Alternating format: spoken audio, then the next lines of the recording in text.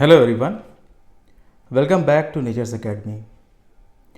Nucleic acids की lecture series के इस लेक्चर वीडियो में आपका स्वागत है। इससे पहले जितनी भी लेक्चर हुए थे या जितने भी लेक्चर वीडियोस थे न्यूक्लिक एसिड्स के बारे में, उनमें हमने डिस्कस किया था। लेक्चर 1 में हमने डिस्कस किया था कि न्यूक्लिक एसिड्स क्या हैं, nucleic acids, what are nucleic acids and their composition. दूसरे लेक्चर वीडियो में हमने डिस्कस किया था what are nitrogenous bases. Nitrogenous bases के बारे में हमने जाना था। और तीसरे लेक्चर वीडियो के बारे में हमने पढ़ा था, तीसरे लेक्चर वीडियो में हमने देखा था व्हाट आर पेंटोज शुगर्स। ठीक है, तो ये तीन बातें अभी तक हम जान चुके हैं न्यूक्लिक एसिड्स के बारे में। इनका कॉम्पोजिशन, नाइट्रोजनस बेसिस मैंने बताया था आपको। अगर थोड़ा सा रिवाइज हम करें तो नाइट्रोजनस बेसिस मैंने आपको बताया था ये दो प्रकार के होते हैं, एक प्यूरीन बेसिस या प्यूरीन्स और दूसरे होते हैं पिरिमिडीन्स। ठीक है, प्यूरीन्स यानी कि एडेनिन एंड गुआनिन, पिरिमिडीन्स यानी कि साइटोसिन, थायमिन एंड यूरेसिल। जब हमने पेंटोज शुगर्स की बात करी थी तो यहाँ पे आपको दो तरह के पेंटोज शुगर्स के बारे में बताया था मैंने, राइबोज शुगर और डीऑक्सी राइबोज शुगर। इस वीडियो के डिस्क्रिप्शन में मैं प्रीवियस लेक्चर वीडियोस की लिंक दे दूंगा, वहाँ जाके आप ये लेक्चर वीडियोस देख सकते हैं। आज के इस लेक्चर वीडियो पे हम बात करने वाले हैं न्यूक्लियोसाइड का फॉर्मेशन कैसे होता है। तो दो प्रकार के न्यूक्लियोसाइड्स मैं आपके सामने ये शो कर रहा हूँ, एक है पिरिमिडीन और दूसरा है प्यूरीन न्यूक्लियोसाइड।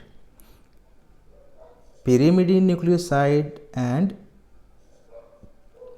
Purine nucleoside. तो बेसिक कॉन्सेप्ट इसका ये है कि जब पेंटोज शुगर मॉलिक्यूल के साथ, जब पेंटोज शुगर मॉलिक्यूल के साथ नाइट्रोजनस बेस यूनाइट होता है तब फॉर्मेशन होता है एक न्यूक्लियोसाइड का। जब पेंटोज शुगर मॉलिक्यूल के साथ नाइट्रोजनस बेस मॉलिक्यूल यूनाइट होता है तब एक न्यूक्लियोसाइड का फॉर्मेशन होता है। इस पूरे प्रोसेस में एक वाटर मॉलिक्यूल रिलीज होता है, वाटर रिलीज्ड,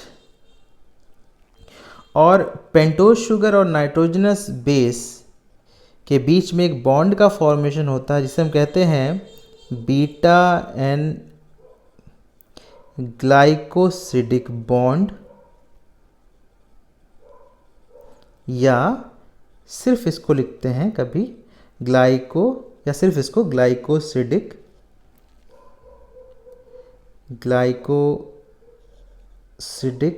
बॉन्ड लिखा जाता है। ठीक है, तो इतनी सी बात इसमें जानने वाली है कि जब पेंटोज शुगर राइबोज या डीऑक्सी राइबोज शुगर यूनाइट होता है नाइट्रोजनस बेस मॉलिक्यूल के साथ, नाइट्रोजनस बेस मॉलिक्यूल के साथ जब यूनाइट होता है तब ये फॉर्मेशन करता है एक न्यूक्लियोसाइड का। इस प्रोसेस में एक वाटर मॉलिक्यूल रिलीज होता है और राइबोज शुगर या डीऑक्सी राइबोज शुगर और नाइट्रोजनस बेस मॉलिक्यूल के बीच में एक बॉन्ड का फॉर्मेशन होता है जिसे हम कहते हैं बीटा एन ग्लाइकोसिडिक बॉन्ड या ग्लाइकोसिडिक बॉन्ड। ये देखिए, ये जो भी आपको स्ट्रक्चर दिखाया गया जैसे पिरिमिडीन बेस में, अब ये जो बॉन्ड का फॉर्मेशन है ना, इसे ही कहते हैं ग्लाइकोसिडिक बॉन्ड, ग्लाइकोसिडिक बॉन्ड।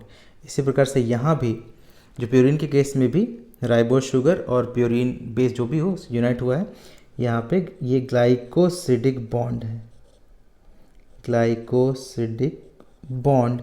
ये है ribose sugar molecule, ribose sugar, और ये है नाइट्रोजनस बेस, नाइट्रोजनस बेस, इस कंडीशन में ये है। ठीक है, अब देखिए इसमें बेसिकली होता क्या है, अगर हम बात करें तो पेंटोज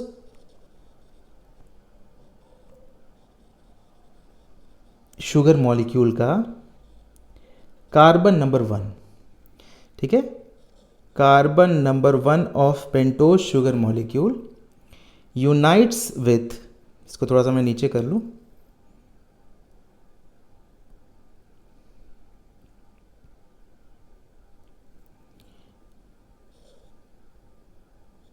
यूनाइट्स विथ जो थर्ड पोजीशन पे नाइट्रोजन है इन केस ऑफ पिरिमिडीन।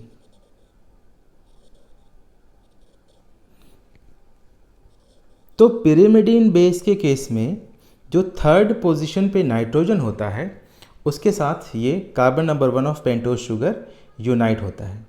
ठीक है, अगर हम प्यूरिन्स की बात करें तो 9th पोजीशन वाले नाइट्रोजन के साथ carbon number 1 of pentose sugar unites.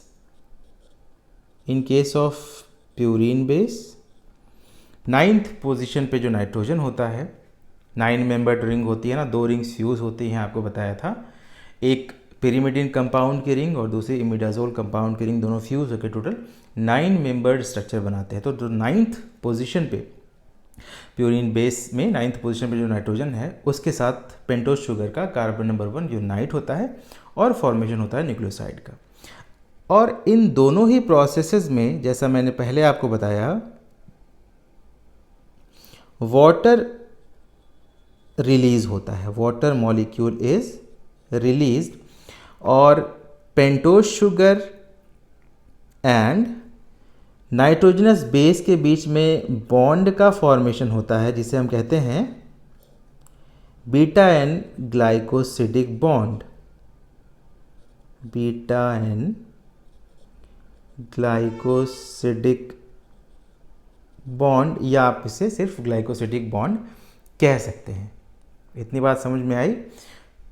तो इस तरह से न्यूक्लियोसाइड का फॉर्मेशन होता है। अब स्ट्रक्चरली ये कैसे होता है हम इसकी बात करते हैं। तो अगली हेडिंग हमारी होगी फॉर्मेशन ऑफ न्यूक्लियोसाइड। अब हम बात करते हैं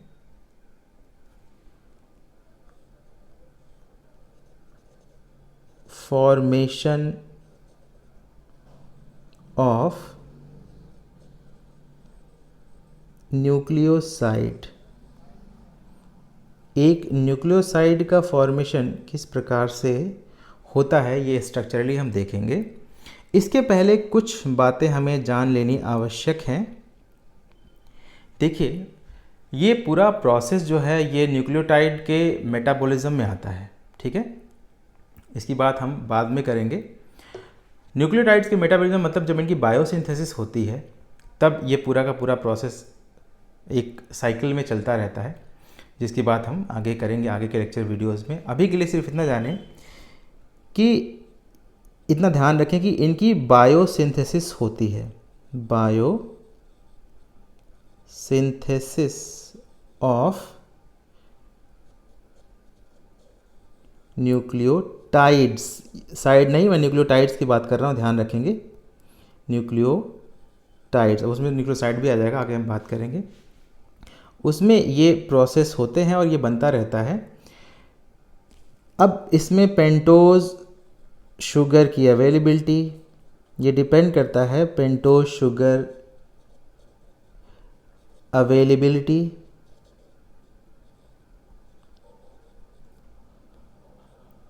ठीक है, selection of nitrogenous base, selection of nitrogenous base और बॉन्ड फॉर्मेशन, बॉन्ड फॉर्मेशन, इतने स्टेप्स पर ये न्यूक्लियोसाइड्स का फॉर्मेशन जो है वो निर्भर करता है या डिपेंड रहता है। अब ये लंबा प्रोसेस है, जैसा मैंने आपको बताया बायोसिंथेसिस होनी है। बायोसिंथेसिस में मल्टीपल स्टेप्स होते हैं और मल्टीपल एंजाइम्स पार्टिसिपेट करती हैं। मल्टीपल एंजाइम्स का पार्टिसिपेशन होता है। ठीक है। अब न्यूक्लियोसाइड का फॉर्मेशन कैसे होता है स्ट्रक्चरली, हम इसको समझने की कोशिश करते हैं। इसको हम स्ट्रक्चरली देखते हैं। मान लीजिए एक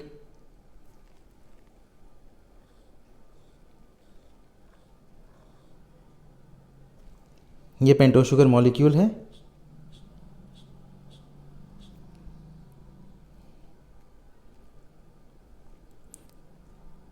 carbon number 1, carbon number 2, carbon number 3 and carbon number 4। इस तरह से bonds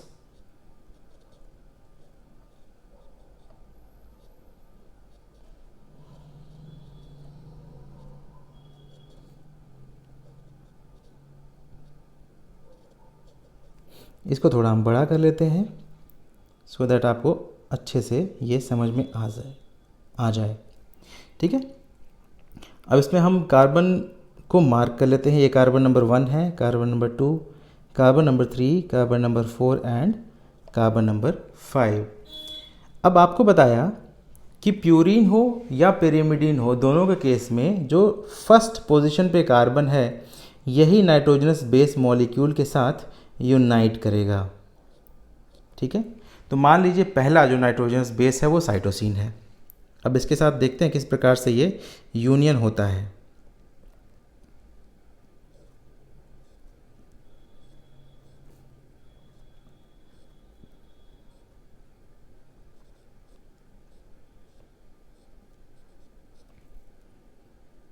number 1, number 2, number 3, number 4, number 5 and number 6। Carbon number 2 पे ऑक्सीजन और कार्बन नंबर 6 पे अमीनो ग्रुप जुड़ा हुआ होता है। तो ये स्ट्रक्चर होता है साइटोसिन का।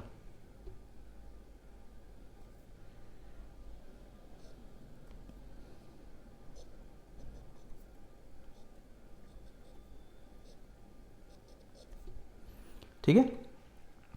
अब ये साइटोसिन है।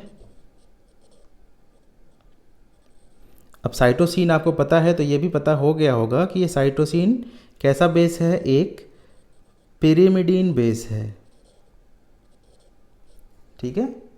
अब क्या होगा, कार्बन नंबर 1 का जो ये OH है, कार्बन नंबर 1 का ये OH थर्ड पोजीशन के नाइट्रोजन वाले हाइड्रोजन के साथ मिलके वाटर मॉलिक्यूल को रिलीज करेगा। ठीक है। और इन दोनों मॉलिक्यूल्स, ये पेंटोस शुगर मॉलिक्यूल है, आपको पता है पेंटोस शुगर, या आप कह सकते हैं ये राइबोस शुगर है। Ribose sugar. ठीक है। तो फर्स्ट पोजीशन के कार्बन वाला OH पिरिमिडीन बेस के थर्ड पोजीशन पे जो नाइट्रोजन है उसके हाइड्रोजन के साथ मिलके वाटर को रिलीज करेगा। अब फाइनल ये स्ट्रक्चर किस प्रकार से होगा ये हम देखते हैं।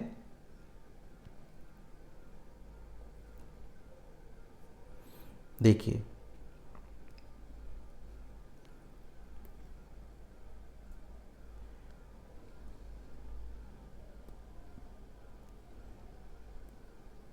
अब ये यूनाइट हो रहा है pentose sugar molecule third position वाले नाइट्रोजन के साथ। तो थर्ड पोजीशन वाला H यानी कि हाइड्रोजन पेंटोस शुगर के फर्स्ट पोजीशन वाले कार्बन के साथ मिला, वाटर मॉलिक्यूल रिलीज हुआ और इस प्रकार से कार्बन नंबर 1 और थर्ड पोजीशन पे जो नाइट्रोजन है इनके बीच में एक बॉन्ड का फॉर्मेशन हो गया। ठीक है। इसी बॉन्ड को हम कहते हैं ग्लाइकोसिडिक बॉन्ड या बीटा एन ग्लाइकोसिडिक बॉन्ड, इसे कहते हैं ग्लाइकोसिडिक बॉन्ड या बीटा एन ग्लाइकोसिडिक बॉन्ड। अब इस प्रकार से ये जो न्यूक्लियोसाइड बना है इसका नाम होगा साइटिडीन। ये जो न्यूक्लियोसाइड है इसका नाम होगा साइटिडीन।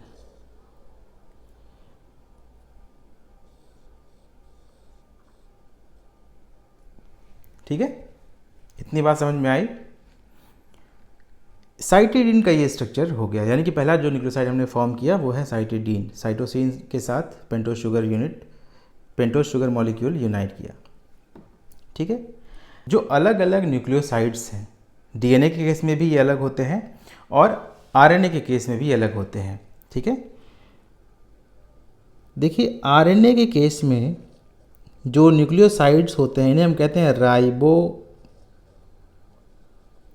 न्यूक्लियोसाइड्स। ठीक है, ये 4 प्रकार के होंगे, 4 टाइप्स के होते हैं। पहला, जब राइबोज शुगर यूनाइट होता है विथ साइटोसिन, तब जिस राइबो न्यूक्लियोसाइड का फॉर्मेशन होता है उसे हम कहते हैं साइटिडीन। जब राइबोज शुगर यूनाइट होता है यूरेसिल के साथ, तब राइबो न्यूक्लियोसाइड का फॉर्मेशन होता है यूरिडीन। जब राइबो शुगर यूनाइट होता है एडेनिन के साथ, तब फॉर्मेशन होता है एडेनोसिन का। और जब राइबो शुगर यूनाइट होता है गुआनिन के साथ, तब फॉर्मेशन होता है गुआनोसिन का।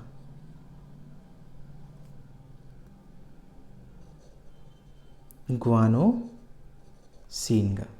तो ये 4 तरह के राइबो न्यूक्लियोसाइड्स होते हैं आरएनए के केस में। इसी प्रकार से डीएनए के केस में भी 4 तरह के राइबो न्यूक्लियोसाइड्स होते हैं। मैं यहीं पे इनको डिनोट कर दे रहा हूँ। अब जो डीएनए के केस में राइबो न्यूक्लियोसाइड्स होंगे, क्योंकि पेंटोस शुगर वहाँ पे डीऑक्सी प्रकार का है, तो ये कैसे होंगे? Deoxy ribo nucleosides. ठीक है, और यहाँ पे जो शुगर होगा ये 2, 3 और 4 प्रकार के हो गए आरएनए के केस में। डीएनए केस में भी 4 प्रकार के होंगे। ये शुगर होगा deoxy ribose sugar, deoxy ribose sugar. बाकी ये यूनाइट करेगा अगर मान लीजिए साइटोसिन के साथ, तो फॉर्मेशन होगा डीऑक्सी साइटिडीन का। अगर डीऑक्सी राइबोज शुगर यूनाइट करता है, अब यूरेसिल तो आरएनए में पाया जाता है, डीएनए में पाया जाता है थाइमीन, तब फॉर्मेशन होगा डीऑक्सी थाइमिडीन का। अगर डीऑक्सी राइबोज शुगर यूनाइट होता है एडेनिन के साथ, तब फॉर्मेशन होगा डीऑक्सी एडेनोसिन का। और अगर राइबोज शुगर जो है वो डीऑक्सी, डीएनए का जो राइबोज शुगर है ये यूनाइट होता है गुआनिन के साथ, तब फॉर्मेशन होगा डीऑक्सी गुआनोसिन का। तो इस प्रकार से डीएनए के केस में भी 4 प्रकार के डीऑक्सी राइबो न्यूक्लियोसाइड्स पाए जाते हैं। अंतर सिर्फ इतना है, आरएनए में यूरेसिल पाया जाता है और डीएनए में थाइमीन पाया जाता है, और डीएनए का जो शुगर होता है वो डीऑक्सी प्रकार का होता है। ठीक है। न्यूक्लियोसाइड्स के बाकी के जो न्यूक्लियोसाइड्स हैं ये आपके लिए होमवर्क होगा, ये आप खुद से बना लें और अपना आंसर जो है वो आप कमेंट में एज इमेज उसको कमेंट कर सकते हैं, या मैं बाकी के जो राइबोन्यूक्लियोसाइड्स हैं उनका स्ट्रक्चर शॉर्ट्स में डाल दूंगा। ठीक है। तो ये छोटा सा कॉन्सेप्ट है न्यूक्लियोसाइड्स का, या आशा करता हूँ आपको समझ में आया होगा। बेसिक बस इतना जानना है, जब पेंटोज शुगर मॉलिक्यूल यूनाइट करेगा नाइट्रोजन बेस के साथ तब एक न्यूक्लियोसाइड का फॉर्मेशन होगा। जो पेंटोज शुगर का कार्बन नंबर 1 है वो अगर यूनाइट करता है पिरिमिडिन के साथ तो थर्ड पोजीशन पे जो नाइट्रोजन है उसके साथ यूनाइट करेगा, और अगर प्यूरिन बेस है तो 9th पोजीशन पे जो नाइट्रोजन है उसके साथ यूनाइट करेगा, और उसमें वाटर मॉलिक्यूल एक रिलीज़ होगा और शुगर मॉलिक्यूल और नाइट्रोजन बेस के बीच में एक बॉन्ड का फॉर्मेशन होगा जिसे हम कहेंगे ग्लाइकोसिडिक बॉन्ड या बीटा एंड ग्लाइकोसिडिक बॉन्ड। अब इनका बायोलॉजिकल इंपॉर्टेंस क्या है थोड़ा सा ये हम देख लेते हैं। न्यूक्लियोसाइड्स का biological importance,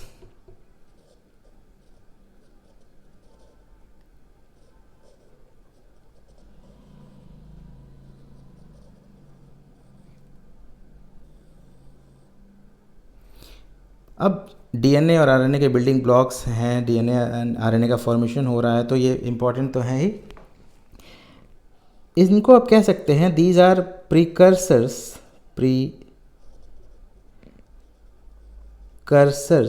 of nucleotides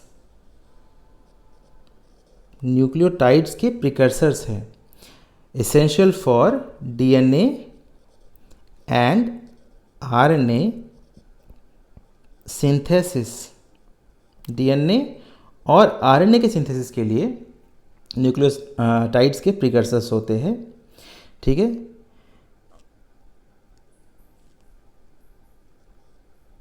they play role in energy transfer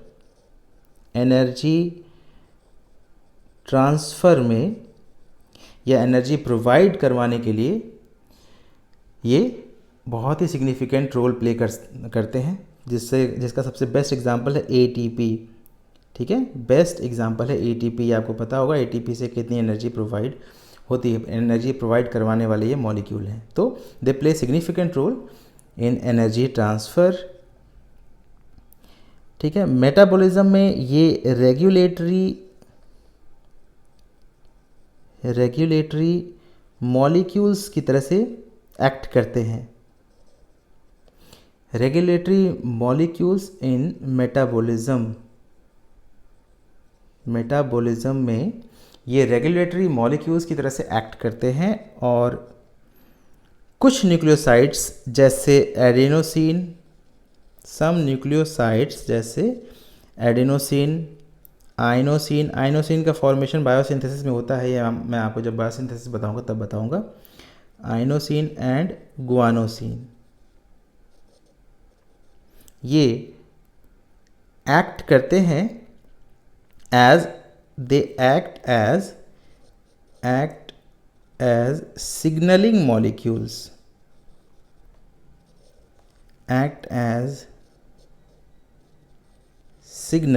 molecules, ठीक है। तो आशा करता हूँ ये छोटा सा टॉपिक आपको समझ में आया होगा। इन केस अगर आपका कोई भी डाउट या क्वेश्चन रह जाता है तो प्लीज़ आप उसे कमेंट बॉक्स में डाल दीजिएगा, मैं उनका आंसर श्योरली दूंगा। और बाकी के जो भी राइबो न्यूक्लियोसाइड्स हैं या डीऑक्सी राइबो न्यूक्लियोसाइड्स हैं उनको मैं शॉर्ट में डाल दूंगा, उनका पूरा स्ट्रक्चर जिसको आप देख सकते हैं। ये सारे ही राइबो और डीऑक्सी राइबो न्यूक्लियोसाइड्स का स्ट्रक्चर मैं शॉर्ट में डाल दूंगा। बस डिफ्रेंशिएट ये करना है कि डीएनए में थाइमीन होगा, आरएनए में यूरेसिल होगा, और डीएनए के जो शुगर मॉलिक्यूल यानी कि डीएनए के जो राइबो शुगर्स होंगे वो डीऑक्सी होंगे, और आरएनए में ऑक्सीजन सेकंड पोजीशन पे प्रेजेंट रहेगा। बस इतना सा ही डिफरेंस है। आप लोगों से एक और बात कहनी है, अगर आपको किसी भी वे में वीडियोस यूज़फुल लग रही हैं, अगर आप वॉच कर रहे हैं तो प्लीज़ लाइक कीजिए, सब्सक्राइब कीजिए, कमेंट कीजिए। लाइक ज़रूर कीजिए वीडियोस को अगर किसी भी वे में आपको यूज़फुल लगती हैं तो। Thank you so much for watching. मिलते हैं जल्दी नेक्स्ट वीडियो में।